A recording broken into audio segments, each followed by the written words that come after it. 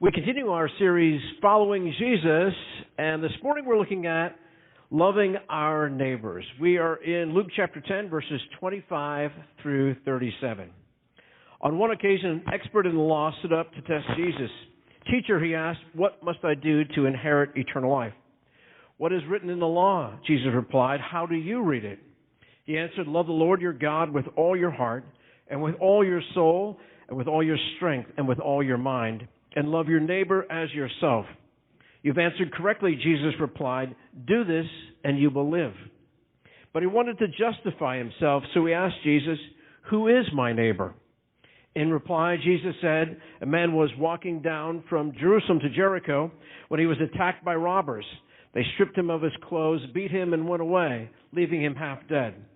A priest happened to be going down the same road when he saw the man. He passed by on the other side. So too a Levite, when he came to the place and saw him, passed by on the other side. But a Samaritan, as he traveled, came where the man was, and when he saw him, he took pity on him. He went to him and bandaged his wounds, pouring oil and wine on him. Then he put the man on his own donkey, brought him to an inn, and took care of him. Next day he took out 2 denarii and gave them to the innkeeper. "Look after him," he said, "and when I return, I will reimburse you for any extra expense you may have had." Which of these 3 do you think was a neighbor to the man who fell into the hands of robbers?" The attorney replied, "The one who had mercy on him." Jesus told him, "Go and do likewise." May the Lord bless his word to our hearts and minds this morning. Well, as I said, we are doing this mini-series within the series Following Jesus, and we're looking at the 3 great loves. And, of course, we looked at the greatest of love to start out this series. But it's hard when you look at this story, the story of the Good Samaritan and this lawyer going to Jesus, to not share an attorney joke. So here's a lawyer joke for today. Heard about this small-town attorney who came to the witness stand, and there was this elderly grandmother-looking woman there with grayish-white hair and glasses. And he went up to her and said, "Mrs. Jones, do you know me?" The elderly woman replied, "Well, yes, I do know you, Mr. Williams.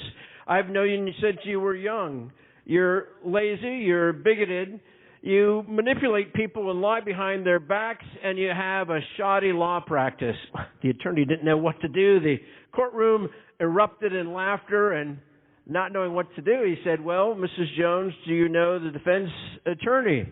She said, "Yes, I know Mr. Bradley as well. I used to babysit him when he was young, and frankly, he's grown up to be a big disappointment too. He's got a drinking problem, he's a bigot, and he's got one of the shoddiest law practices in the state. I know him." Well, the courtroom erupted in laughter again, and the judge rapped the gavel to get everybody's attention. He called the 2 attorneys forward, and he whispered, "If either of you ask her if she knows me, I'll jail you for contempt." Well, that's our lawyer joke for the day. But anyway, you know this parable of the Good Samaritan. It's one of the most famous stories that Jesus told, but it's also profound and practical. We've been talking about resetting our lives in this COVID crisis because a lot of us have either slowed down and are at home and thinking about how do we need to rebuild our lives after this threat wanes.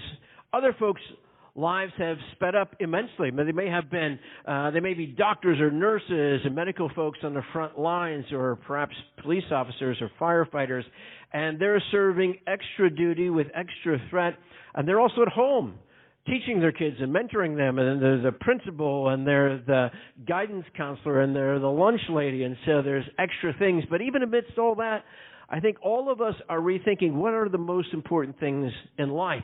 And so we're getting a chance to push the reset button on our lives and think, how do we build the foundation and the life that we would have and the Lord would have with us? And so we began this little mini-series with the Great Command, or the greatest love, on how Jesus, when this attorney comes to Jesus and asks him, what's the most important life? And Jesus turns the question on the attorney and says, how does it read to you? We believe the attorney knew the Shema from Deuteronomy chapter 6, the prayer, "Hear, Israel, Lord our God is one," and then the command there. And so he replies that way. Love the Lord your God with all your heart, with all your soul, with all your strength, and with all your mind. And we believe he was listening to Jesus because Jesus adds something very important at the end. Love your neighbor as yourself. And Jesus looks at him and says, you've answered correctly. Do this, and you will live. And we've talked about how that empowers our vertical relationship as well as our horizontal relationship. How that God loves us and enables, through God's agape love to us, for us to receive God's love and to learn to love ourselves as well as God. Many of us have wounds from our past or even the present, and so that love is a healing love. And then there is that horizontal relationship where we learn to love our neighbors because of the power of that love. And so last week, as we begin to sort of flesh this out, we talked about loving our children and loving the children of the world as we sort of move the boundaries beyond that. And this morning we look at loving our neighbor. And as Jesus said, do this and you will live. There's an edge to that, isn't there? You know, you've answered correctly. A lot of us have the right answer, but then living it out is a far bigger challenge. And so the lawyer might have felt the edge to that, right? Or felt just a twinge of guilt, perhaps that he didn't live up to it, as many of us don't. And so he says, well, who is my neighbor? Now, that's a great question, not just for attorney, for all of us, I think, right? Because if we can draw a line, a box, a square, put a fence around who is our neighbor and who isn't, then we don't have to treat those other folks like our neighbor. But Jesus seems to pull up the fence and to break the box and the mold with this story of the Good Samaritan. And you know it, but just to walk through it for a moment as we rethink about that and lean into the story. The story is told of this man who is on a journey from Jerusalem to Jericho along this road that is still there to this day. We know it's one of the most dangerous roads to take. It's, in fact, known as the Way of the Blood. It went from Jerusalem, which is 2,100 feet above sea level, to Jericho, which is 850 feet below sea level. And so 17 miles. It winds through the deserts and cliffs and sheer drop-offs, and it is steep, and it is tiring, and it's also dangerous. It's dangerous because that's where a lot of robbers would hide and would attack people along the way. And so it is with this person. As they're traveling along this way alone, robbers were told, come upon the man, beat him up, take his money, and leave him half dead along the side of the road. And then we walk through the responses of different people, which I think really are a lot like our own responses sometime, even in a different setting. And so the priest comes along, and we think to ourselves, well, it's a priest. It's a person of God. They'll stop, but instead the priest goes by on the other side of the road. And I think that's the first response. And let's call it cocooning, right? So cocooning means that we just keep our distance. And I think that's the way with a lot of us. And cocooning is kind of easy, isn't it? Not just for someone along the road, but today we have our TVs. And we look at the news, and we look at the newspapers and all the rest of the media and social media, and we see all these tragedies. And as if our heart becomes sort of glazed over, our hearts become hardened, and we just walk by on the other side of the road. We switch the channel. We do whatever we want to do, and we just forget about the problems of the world. And I do think that's the natural response for so many of us. So the priest passed by on the other side of the road. And then the next response is a Levite who is an upstanding religious person, probably a business person in the community, well respected, and we're told that he looks over and sees the person and then also passes by on the other side of the road. And I think that response is curious but uncaring. Curious but uninvolved. And we know that feeling, that moment, don't we? I mean, how many of us have gone down the road on a trip and we see an accident and the traffic slows down because everybody's looking over there? But sometimes you need someone to stop. Now, everybody can't stop. I understand that. And sometimes we just foist that responsibility onto others. But we do need some people to stop. And so it's curious but uninvolved. And so it goes by on the other side of the road. And then we see movement on the horizon, and our hopes sort of rise, but then they're dashed because it's a Samaritan. And we have to remember that in that time, in that culture, there's tremendous racial and religious differences between Jews and Samaritans. And so that battle continues and that conflict continues even to this day. In fact, the enmity was so strong that many Jews would just feel that the only Good Samaritan was a dead Samaritan. And so we wouldn't hope for the Samaritan to stop and help a Jew who is half beaten and left beside the road.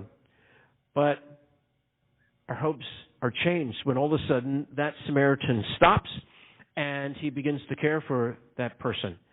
And I think that's the last attitude there, to get close enough to care for all of us. And so he takes some wine, which would have been an antiseptic at that time, uses some oil, which would have soothed the pain and helped the person from the tremendous sun beating down on them, and begins to care for them, and then puts them on their donkey, takes them to an inn, which may have been quite a ways. It may have been almost all the way to Jericho, and takes care of them that night in the inn, and then in the morning he leaves money to pay for the next few days to stay, and then tells the innkeeper that if there's any other expenses when he returns, that he will pay for the bill.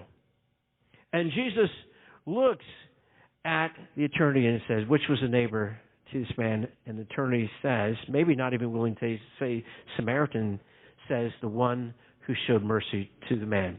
And Jesus says, go and do likewise. Well, I think there's, as we look at that, lean into that story this morning, there's at least three characteristics that help us to know what it is to be a good neighbor. And the first is availability. To be available. I mean, sometimes just showing up isn't quite enough, but we need to show up. But we think of the person who was cocooned, and they were in their own world. And then we think of the Levite who just sort of looked over there and then passed by on the other side of the road. They were curious but uncaring. And then this Samaritan who was close enough to care. They were available. And how many times in our own life do we just feel emotionally unavailable, or maybe we're too busy in life? And I think one of the things about maybe this time period is we slowed down some. Now, there's an interesting experiment that was done at Princeton University by a sociologist by the name of John Darwin. And the experiment took place at Princeton Seminary. And so it's called the Good Samaritan experiment, of all things. And so the setup was this. They gathered a number of seminarians studying for the ministry and asked them if they would be part of an experiment. And so what they told them was they had to go across campus and they had to deliver a 5-minute expository talk on the Good Samaritan story. And they said that there would be just one variable, and other than that, it was the same for everyone. And so the way it played out was they had someone waiting along the way, and that person would tell them whether they had plenty of time or not enough time, and then they had someone along the way who needed help. And so the seminarians who were going on their way and were told that the sessions were running behind, they had plenty of time, and then saw someone in need, 63% of them stopped and helped the person in need. But on the other hand, the seminarians who were stopped by someone and said, you're running late and you need to hurry, and then saw someone who needed help, only 10% of them gave help to that person who needed some help. Now that's interesting because I think at the heart of the matter is that when we slow down and when we leave an unhurried life, we're able to help others who are in need. And I think maybe that's what availability is all about. And so many of us have our lives that are so crammed full of good things. You know, the priest was doing good things. No doubt the Levite was doing good things. But maybe the Samaritan knew the priorities in life and was running life at a little slower pace and could recognize someone who really needed his help. And I think all of us maybe in this COVID pandemic have maybe, hopefully, learned to slow down for the things that are most important in our life. And when we do, I think we can lean into this story and learn to be available to those who are in need. You know, it's amazing. I heard the other day that someone pointed out that Jesus is never have been recorded as running in Scripture.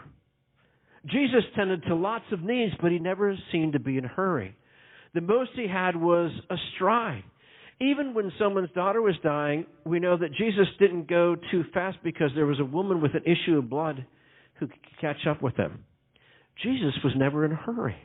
And if Jesus wasn't in a hurry, I'm just thinking that maybe we don't need to be in a hurry too. Maybe we need to slow down and learn to walk through our life and to love God and to serve God and to love and serve our neighbors. So to be available. The second thing is vulnerability. And that's something I think that we're thinking a lot about now, because I think we all feel a little bit vulnerable with this pandemic. I mean, if you're in a higher risk category or multiple risk category, you know what it is to be maybe vulnerable to something you can't even see. And so we're extra careful, but I think in all of our lives we sort of know that we're vulnerable, but yet in some sense vulnerability is always important. We can't love without vulnerability. Brene Brown is well known for as a social worker who's talked a lot about vulnerability and how to really have a deep relationship, we have to be vulnerable and trust the person enough to share our weaknesses as well as our strength. And we all want to put on a facade. We all want to be strong, and we all want to be the person that rides above everything. But when we're vulnerable, we have a greater trust and are able to have a greater love. And so it is in this moment we think about this Samaritan, and he was willing to take a risk. It would have been true that this could have been a setup, right? I mean, the robbers could have left this person there half dead and then been lying in wait for the next person to stop and then also attack them. That had to go through the mind of that Samaritan, and yet they were willing to take a risk and make themselves vulnerable in order to help someone else. Now, I'm not saying to take risks that are needless, but in some sense, we need to know when to be vulnerable. And some of us sort of shield ourselves from the needs of others because we don't want to be taken for a dollar because we might be manipulated. And we want to be prudent, we want to be wise, we want to be good stewards, but we also need to share from the blessings that God has given us and to help our neighbor, just like this Samaritan. To be vulnerable, to be willing to put everything out there. There's a film director that I love by the name of Richard Curtis. And he's well known for the movie Four Weddings and a Funeral. He did the Mr. Bean series, and he's been in charge of the American Idol Give Back. But back when he was young, he visited Africa, and he went there to help with those who were in a drought in Ethiopia, and he was overwhelmed by the need that he saw there. And he felt like it could only do a little. He was fairly young, just going in his career. He was up-and-coming film director, comedy film director. But he decided then and there when he was in Africa that the rest of his life he was going to do everything that he could with his gifts and talents, which was being a film director, and then take that money and use it to help those who are in need. And he's done exactly that. He said, listen, I'm not sure sometimes about my faith. I'm not a theologian. I'm not a philosopher. But he says, I do understand the Sermon on the Mount, and I do understand the parable of the Good Samaritan.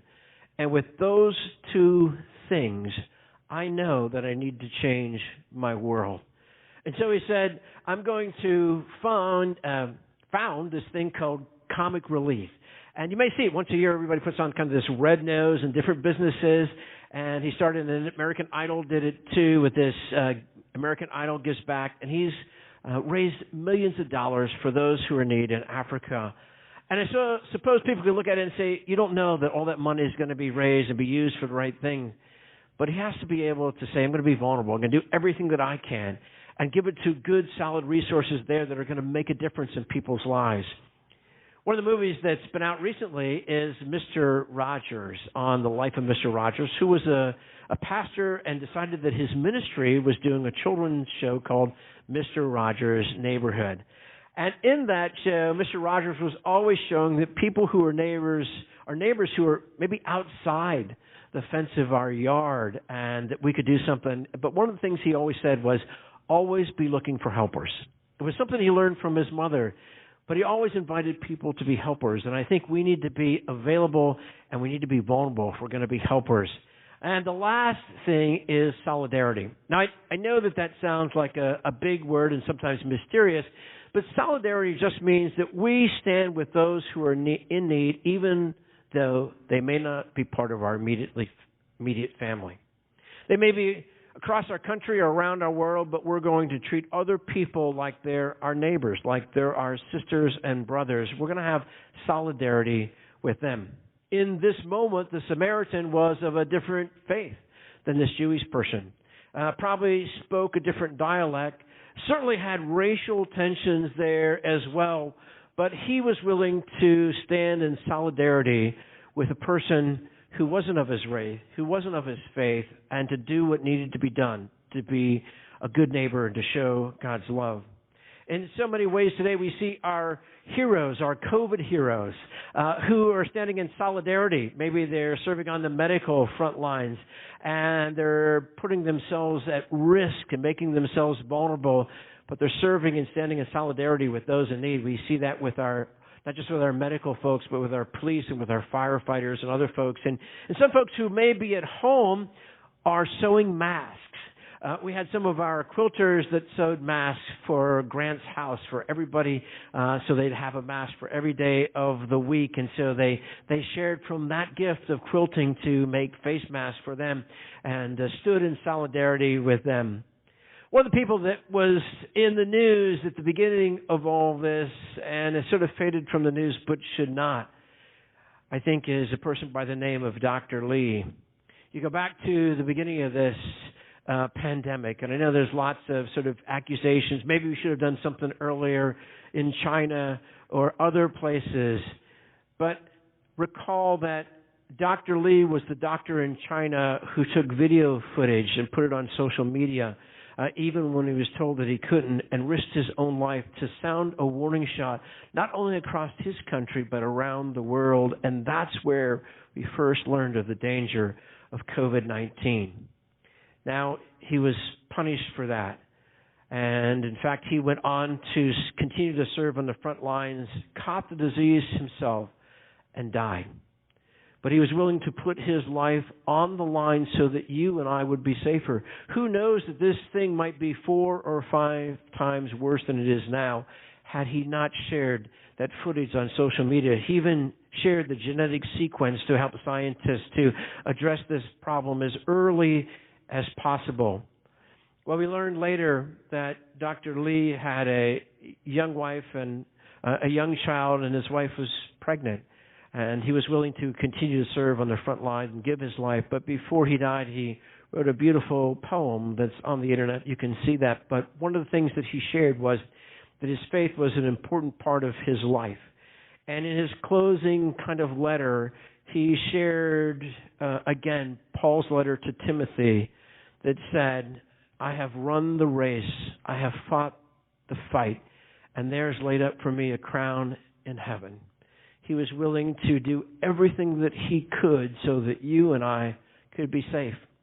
So in the middle of all the finger pointing, let's also point a finger at a doctor in China, Dr. Lee, who was willing to put his life on the line so that neighbors around the world would be safer.